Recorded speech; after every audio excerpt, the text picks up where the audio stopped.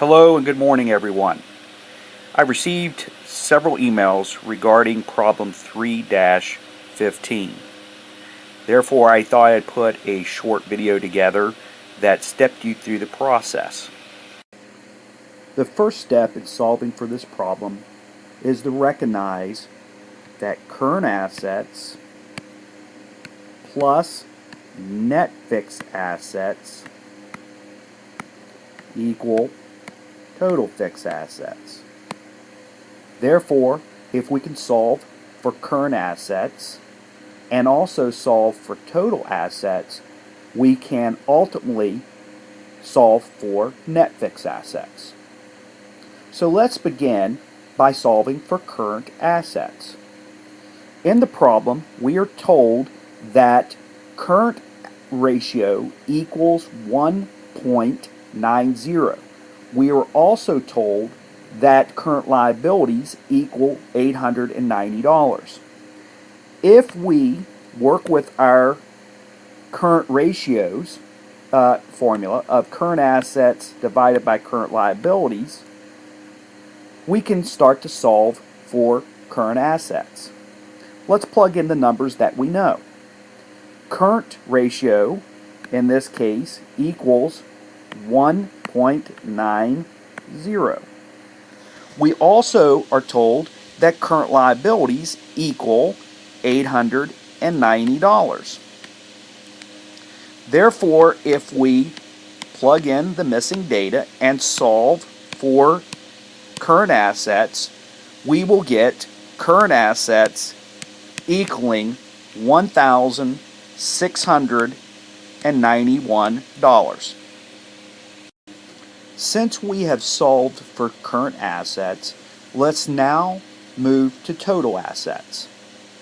In order to solve for total assets, we must ultimately start with total debt and equity from the information that was given. So let's begin the process, or this multi-step process, in solving for total assets. According to the information provided, we have a profit margin of 8.8%, which converts to 0.088. We are also told that sales are $6,310. If we take the profit margin of 0.088 and multiply it into the sales of $6,310, we will get net income of $555.28. Once we know the net income of $555.28, we can use this information to solve for total equity. According to our ratios, return on equity equals net income divided by total equity. We are given in the problem the return on equity of 0.194. Therefore, if we rearrange our return on equity formula to solve for total equity, we will get $2,862.27. Let me put that formula on the screen. $555.28 in net income divided by 0.194 equals $2,862.27 in total equity.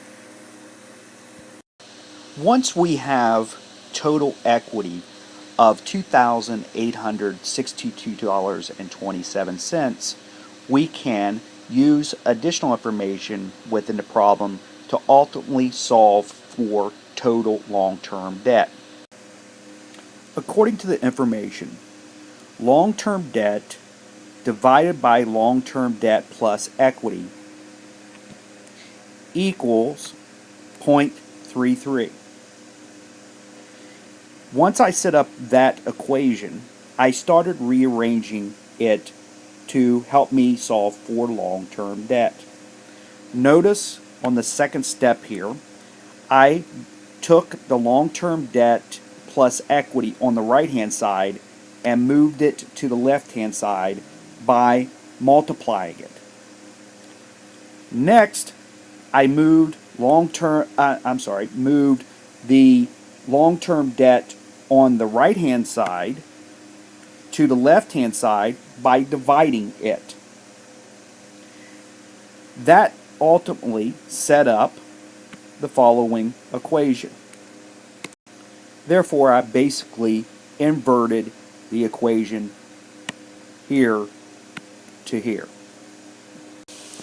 Once I had the inverted equation, I started to simplify that equation. Notice I divided long-term debt into long-term debt and long-term debt into total equity. I also divided 0.33 into 1, getting 3.0303. When I simplify the equation even further, long-term debt divided by long-term debt equals 1. Total equity divided by total long-term debt remains. And I had 3.0303 on the right-hand side of the equation. Last step, I subtract 1 from the left-hand side and the right-hand side, ultimately arriving at total equity divided by total debt equals 2.0303. This allows me to solve for long-term debt. We previously stated that total equity equaled $2,862.27. If we divide this by 2.0303, we can arrive at total long-term debt of $1,409.77. Since we know long-term debt of $1,409.77, we can add that to the current liabilities that is given into the problem of $890. This will give us our total debt. Since we know total debt now and also total equity, we have total assets. Once we have total assets, we can subtract the current assets to arrive at net fixed assets. I hope that this video helps you with this problem. If not, feel free to contact me and I'd be glad to assist. Have a good day. Thank you, Professor Hypes.